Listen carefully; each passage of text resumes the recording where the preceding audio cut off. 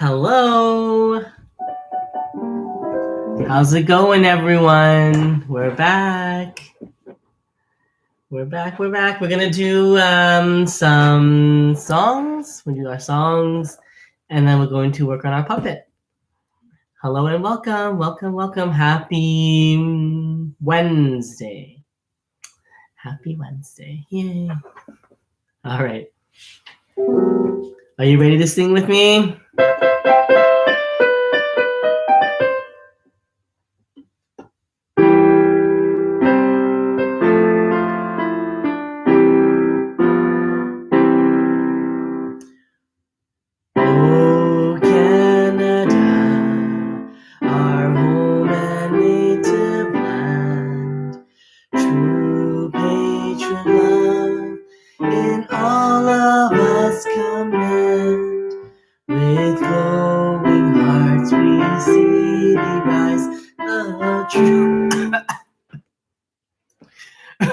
Wow, that was terrible.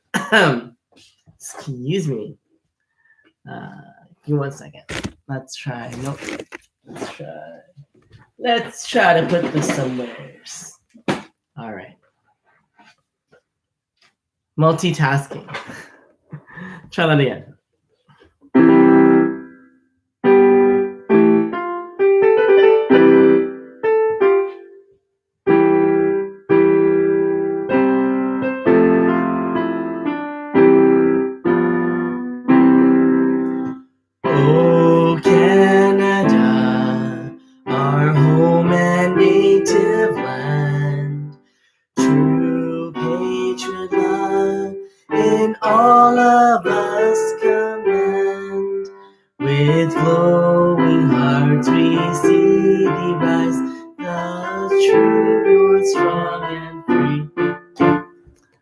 I haven't been practicing, everyone.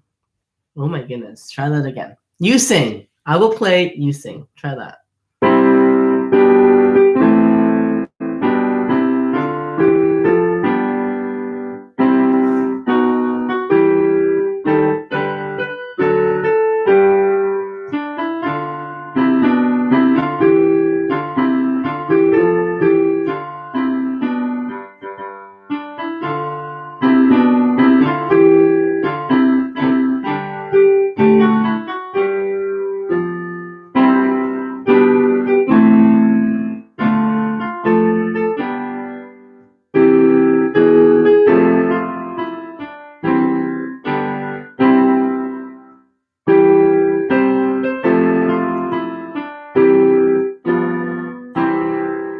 There we go. That's more like it.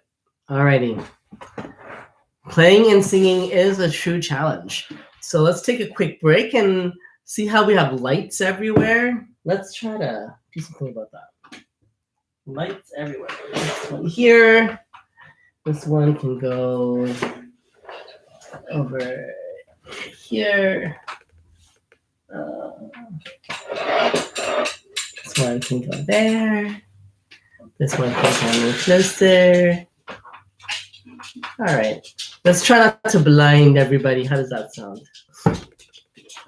Let's do that. Okay. My head's chopped off. That's fine.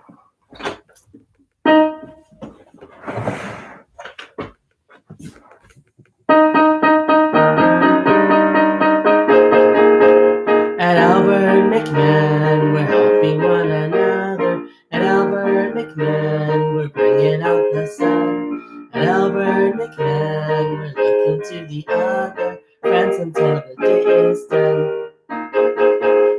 Always friends, helping one another. Always friends, bringing out the sun. Always friends, looking to the other friends until the day is done.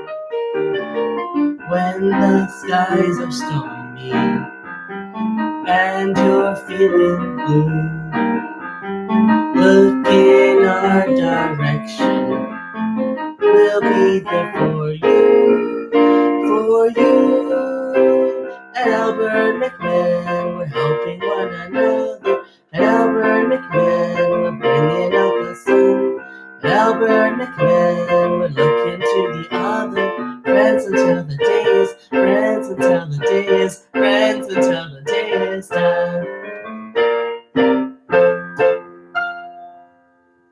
Alrighty, that is our piano moment. Actually, if you want to listen to another song that I'm learning, there it is.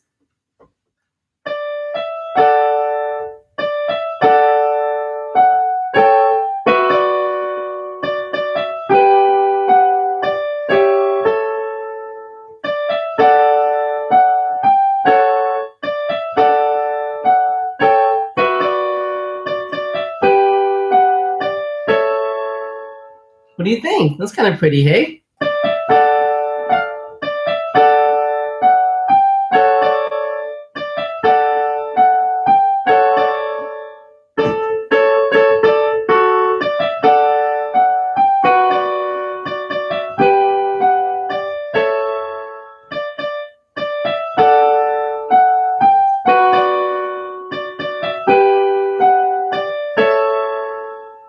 There we go.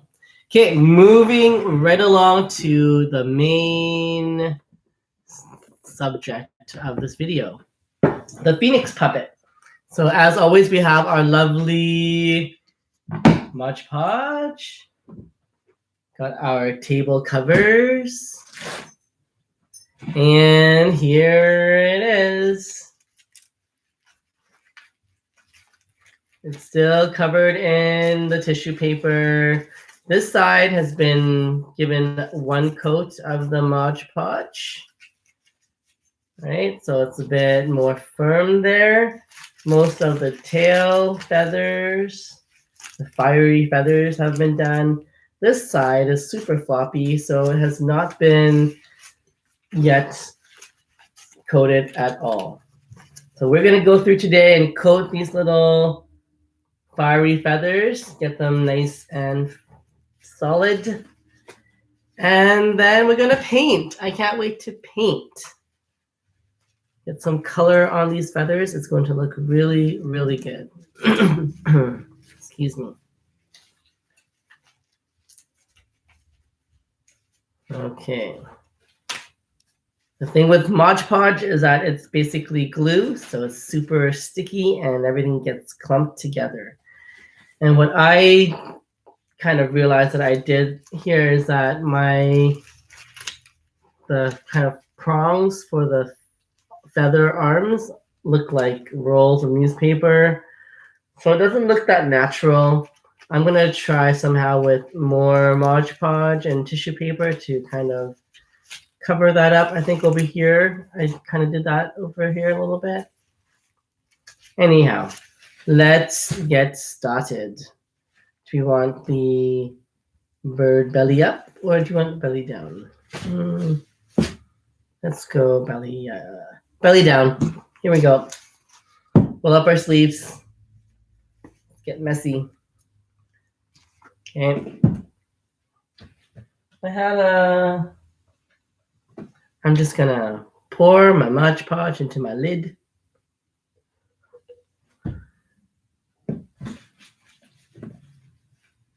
We like things quick and easy around here.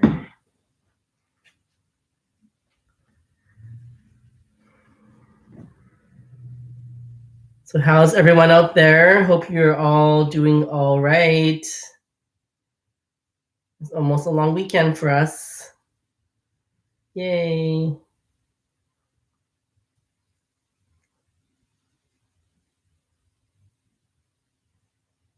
Just doing a quick like wash.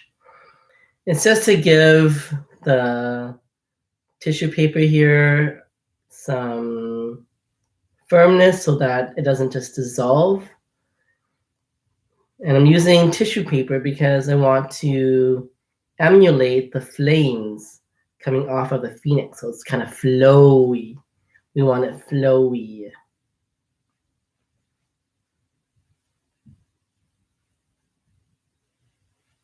And maybe while this is drying, I can start painting the tail piece.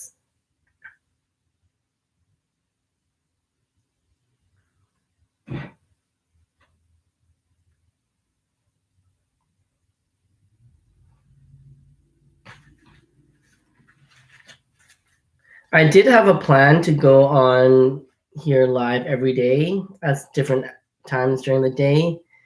And I think overall, I just got kind of tired of hearing my own voice. You know, talking to yourself is only entertaining for so long. So I'm just going to continue with my random videos at random times. And if you're around, well done, you caught me. If not, then you can always rewatch it, right? On your own time, at your own schedule, for as long or as short as you like. I will not be offended.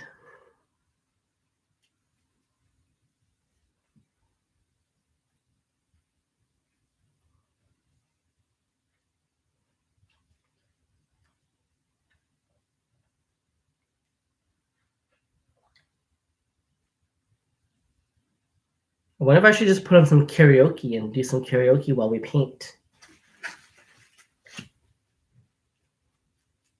Karaoke and craft.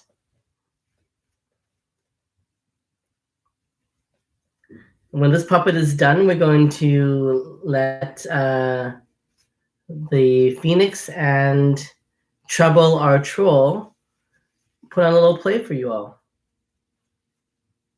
So usually when you make a puppet, you kind of get a feel for the puppet's story. And usually every story has kind of like a good character and a bad character. So if you want to start thinking with me about, well, Trouble's going to be the trouble troll. So he's going to go around and cause trouble for our characters.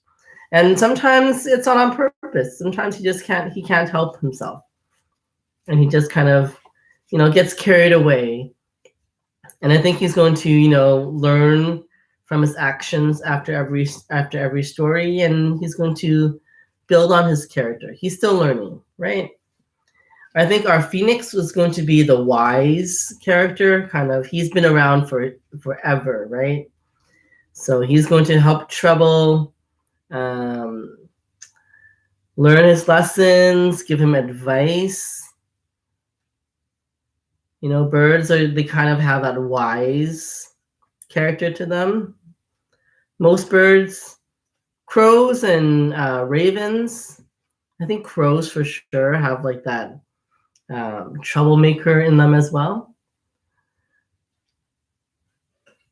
So here, I guess I have to flip the wing over and do the bottom coating for it. We're just finishing up our Phoenix with the tissue paper layer, so then we can continue on to the paint.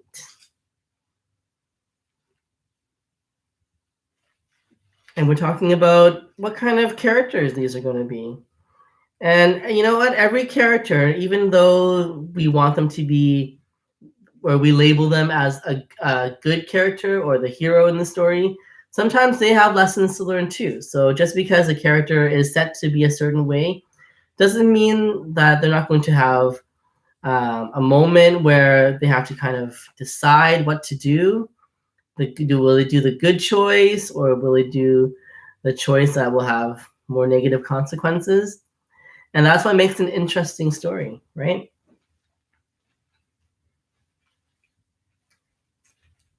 So I wonder if we can just start telling a story. I'm not a very good storyteller. I've never really been taught how to tell stories. I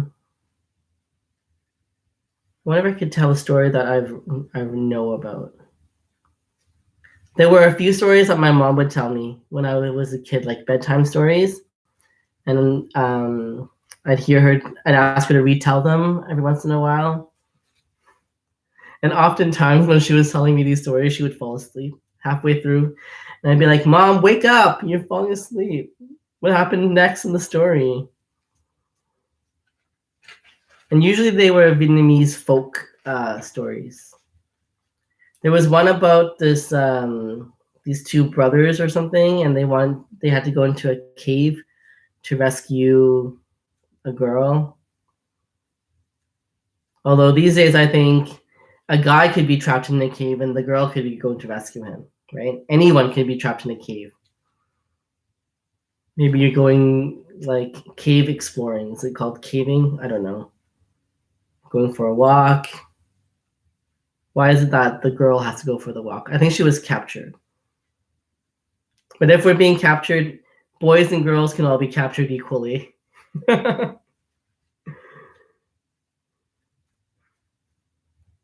In fictional stories, of course. In real life, we don't want anyone captured.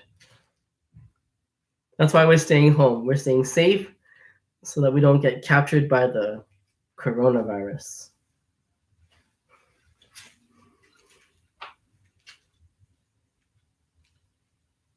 Okay. The thing with tissue paper, when it gets all covered in glue or when it gets a bit wet, it becomes very soggy and starts to stick to itself. But that helps us to create our flame shape, so I'm okay with that.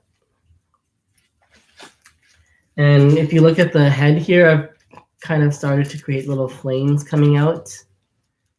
Hey, I got a thumbs up! Was that for staying safe? Staying home, staying safe. Thumbs up for safety. All right. How much time do you want to spend on this, really? Right? Let's get going. And I don't know where. Oh, found them. I'm going to pop out for a second.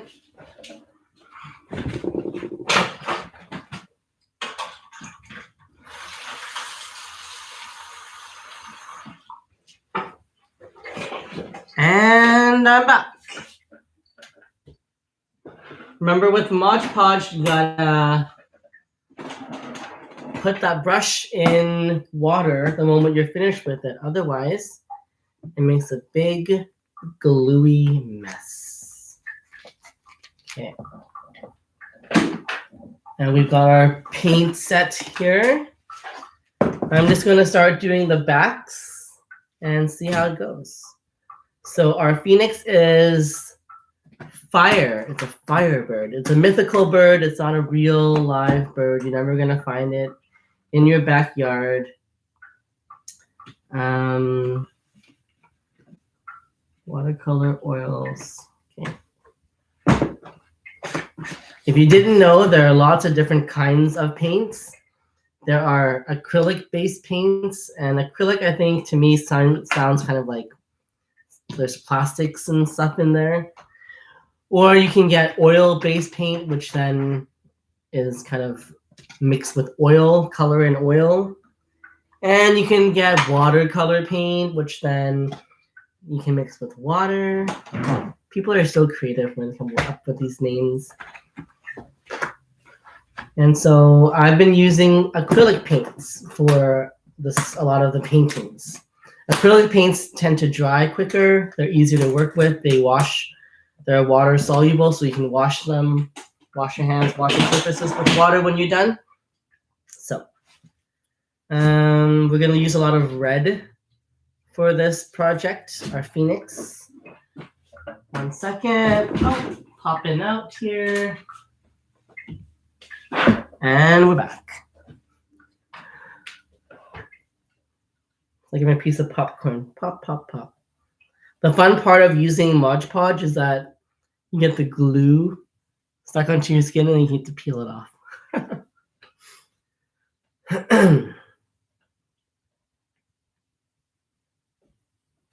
Okay, so back to our storytelling. When you're telling a story, you do want to have some kind of problem. So something that comes to my mind right away is that we have a phoenix who is kind of made of fire. It's a firebird. So one thing that could happen to our phoenix maybe is that, one day, Phoenix discovers that its fire is gone.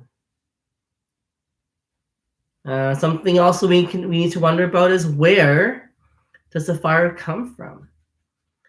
So if the phoenix's fire is like our oxygen, Our oxygen comes from obviously the air outside, but it's our lungs that are the muscles that create the fire. Or sorry, the oxygen. Our lungs don't create fire. Our lungs create the oxygen. So what would be the lungs of the phoenix? What is the muscle that creates a fire in the phoenix? What do you think? Because the phoenix still would have its lungs because it still breathes. Or maybe it doesn't. Maybe the phoenix, because it's a mythical bird, doesn't actually breathe air.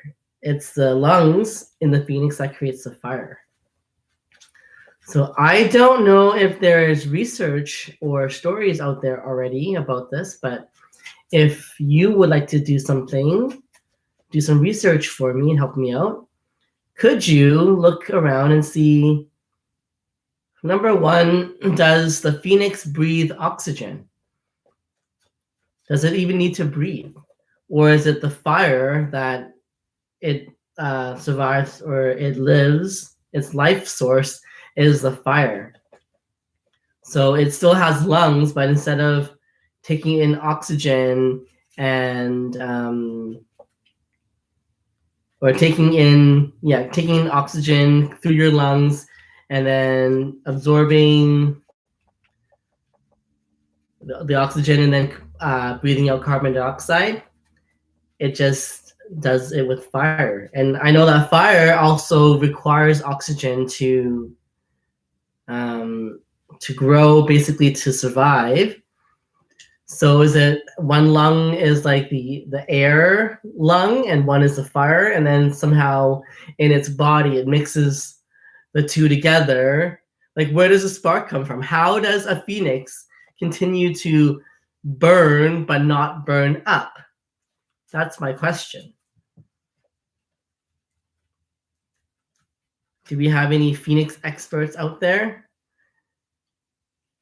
And you know what I didn't realize is in my last creation of Trouble the Troll, I used a lot of yellow to lighten things up. And so unfortunately, I'm on my last little bits of yellow. So if you want to take a look there, light source.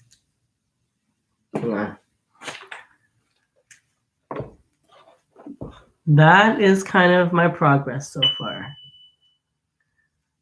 And this is the back of the phoenix. So I'm gonna have to figure out a way to get some yellow paint, I guess. Eek. I wonder if art supply shops are open.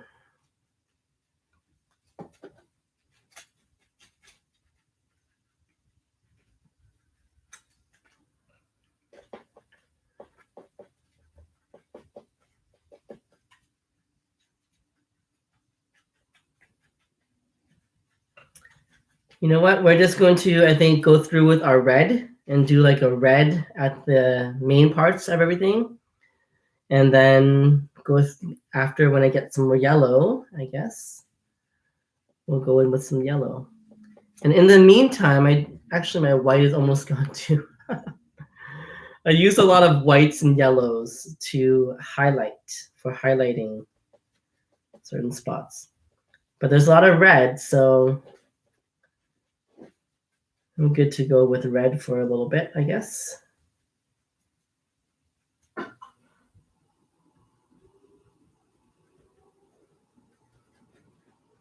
Actually, it's kind of scary with all this red on here.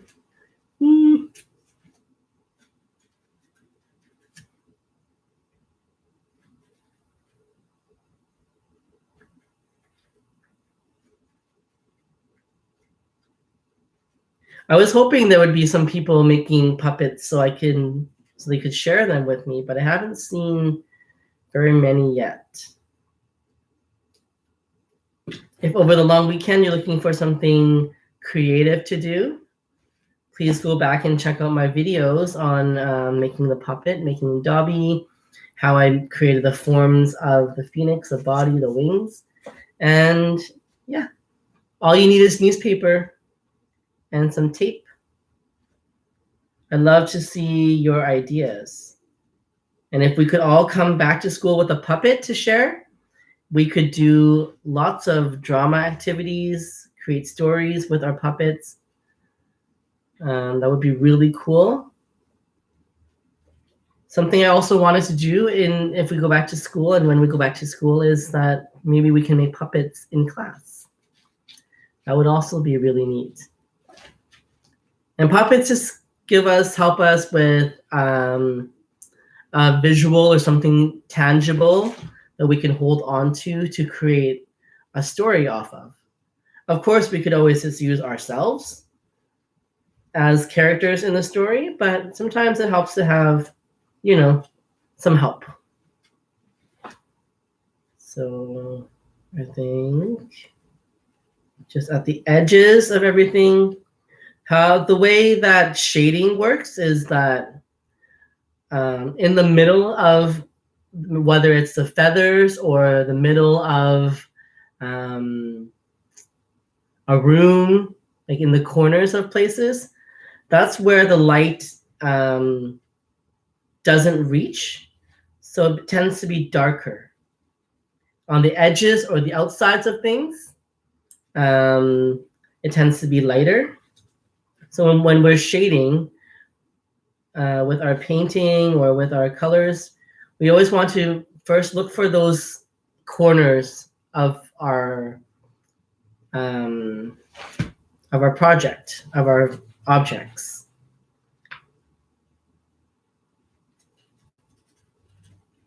So that's called your light source. So right now I've got lights coming everywhere, but even if you look at my face, this side is a bit brighter because I've got a bright light kind of coming from this side of the camera. And then over here, there's some light, but it's not as bright as this one over here. So that when I'm shading, this side of my face would be a brighter shade, whereas this is a darker, right?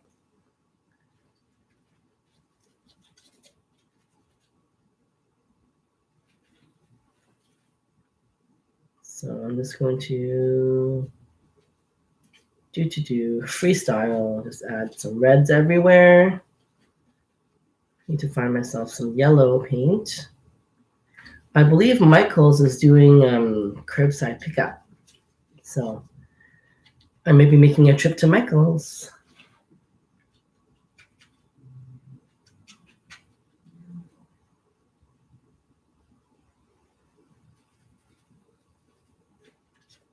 The first layer of paint is always, super messy anyhow, because we're just placing an outline.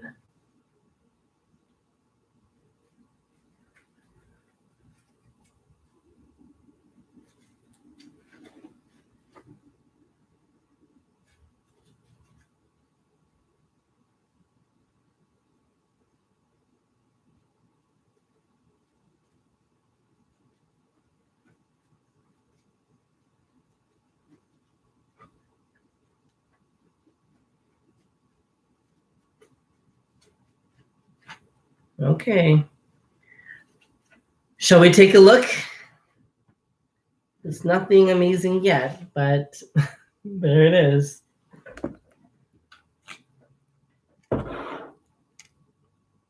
Yeah. And non-painted, painted, sort of. Okay, I'm gonna leave it at that, and hopefully next time you see me, we'll have some yellow paint so we can really work on finishing our phoenix. All right, I'll see you all next time. Bye.